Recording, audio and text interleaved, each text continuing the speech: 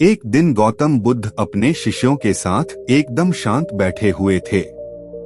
उन्हें इस प्रकार बैठे हुए देख शिष्य चिंतित हुए कि कहीं वह अस्वस्थ तो नहीं है। एक शिष्य ने उनसे पूछा कि आज वह मौन क्यों बैठे हैं, क्या शिष्यों से कोई गलती हो गई है। इसी बीच एक अन्य शिष्य ने पूछा कि क्या वह अस्वस्थ हैं, पर बुद्ध मौन रहे। तभी कुछ दूर खड़ा व्यक्ति जोर से चिल्लाया, आज मुझे सभा में बैठने की अनुमति क्यों नहीं दी गई है। बुद्ध आंखें बंद करके ध्यान मग्न हो गए।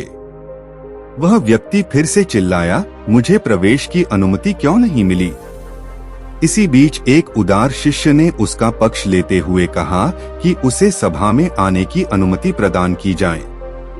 बुद्ध ने आंखें खोली और बोले, नहीं, वह अछूत है, उसे आज्ञा नहीं दी जा सकती। यह सुनकर शिष्यों को बड़ा आश्चर्य हुआ। बुद्ध उनके मन का भाव समझ गए और बोले, हाँ, वह अछूत है।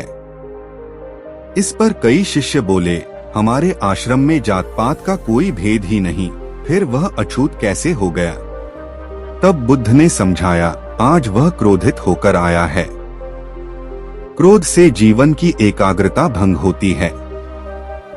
क्रोधी व्यक्ति प्राय मानसिक हिंसा कर बैठता है, इसलिए जब तक वह क्रोध में रहता है तब तक अछूत होता है।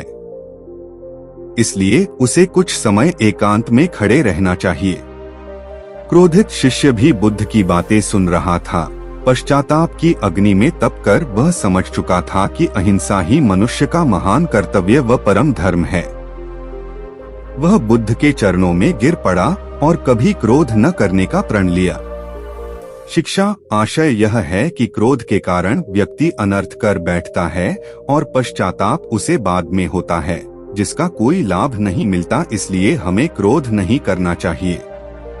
असल मायने में क्रोधित व्यक्ति अछूत हो जाता है और उसे अकेला छोड़ देना चाहिए। क्रोध करने से तन, मन और धन तीनों की हानि होती है। क्रोध से ज्यादा हानिकारक कोई और वस्तु नहीं है।